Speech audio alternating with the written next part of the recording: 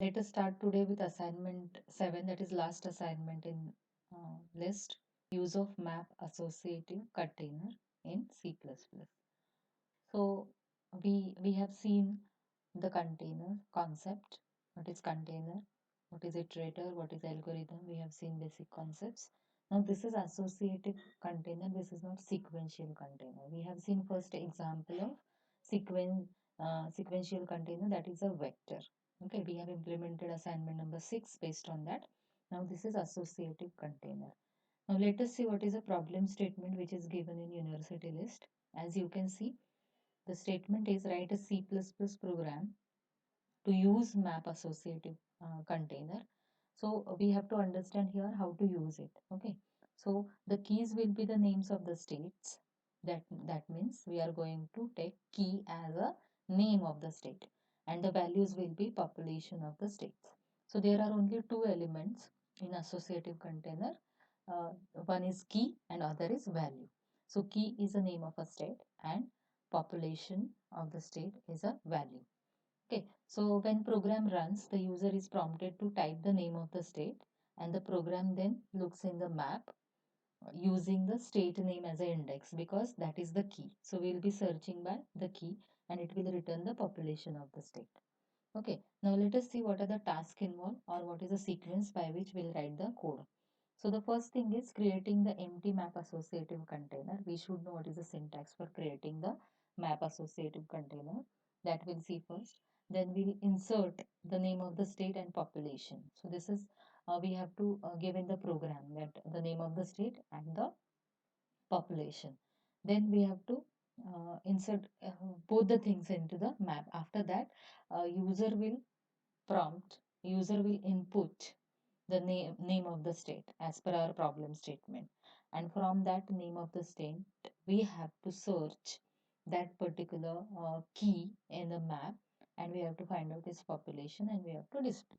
So it is a simple program, but we need to understand how to create an empty map, how to insert the key and value to it, and how to search inside it, because this is not a sequential container.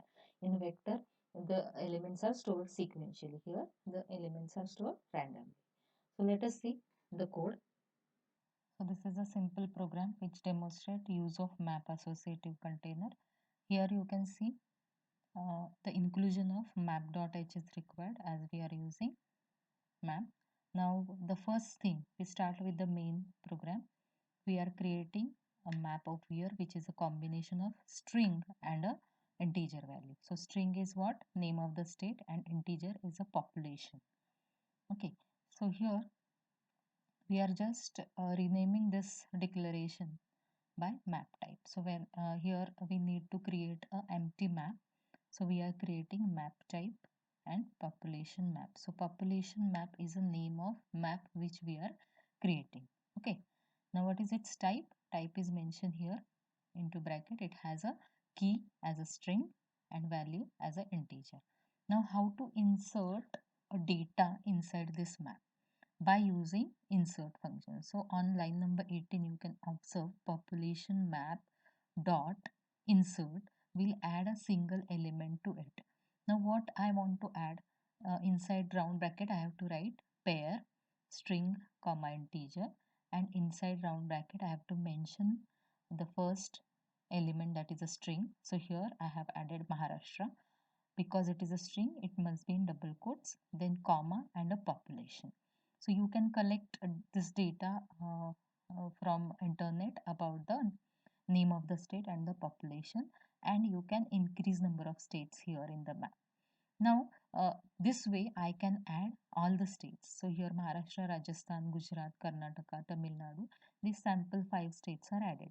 You should add more states along with its population. So this is the function population map dot insert, and inside that you have to give the syntax to insert the element or the row inside the map.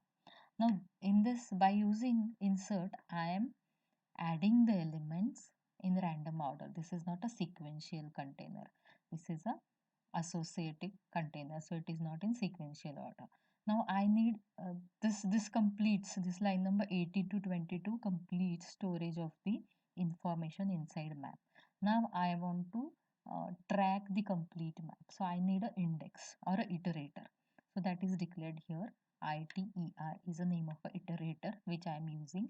It is similar to that of what we use I index for the array in the for loop. It is similar to that. So ITER is a iterator which will be pointing to each element in the map. Okay. Now here I just want to display how many records are there inside the map, how many elements I have added, so that I can display by using population map dot size. This is the inbuilt function which gives me size. Now size means what? How many elements are there? So I have inserted 5. So it should display 5. So if you add 10 states, it should give you 10. Now I need to search inside it. So this completes the declaration of empty map, line number 15. Then line number 18 to 22, it completes insertion of the information into the map, which is a value key and a value pair. Then I have declared the iterator. Now then I have displayed what is total size of that map. Okay. Now what is my task is to ask user that which state population you want to display. So this is just a simple cout statement, enter name of the state, and I'm accepting that name inside a string variable, that is a state name. Okay. So now user will enter the state name inside this variable. Now I want to search this name, whatever given by the user, inside my map, whether it is present or not. So how I'll do it? With the help of iterator. Now this, you can see this line number 38, ITER is equal to population map dot find. Now this find function allows me to find the finds the record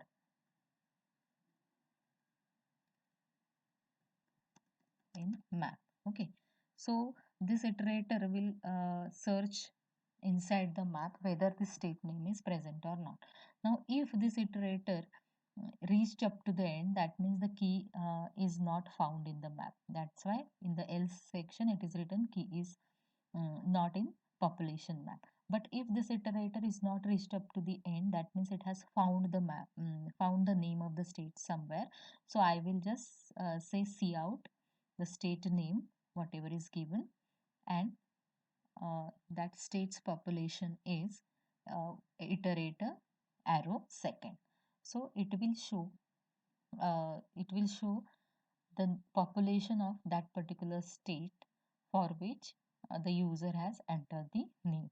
Okay, so let us see what kind of output it gives.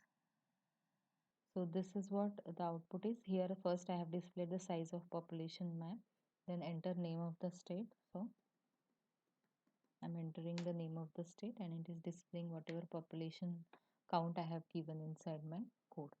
So let us check that this is the same.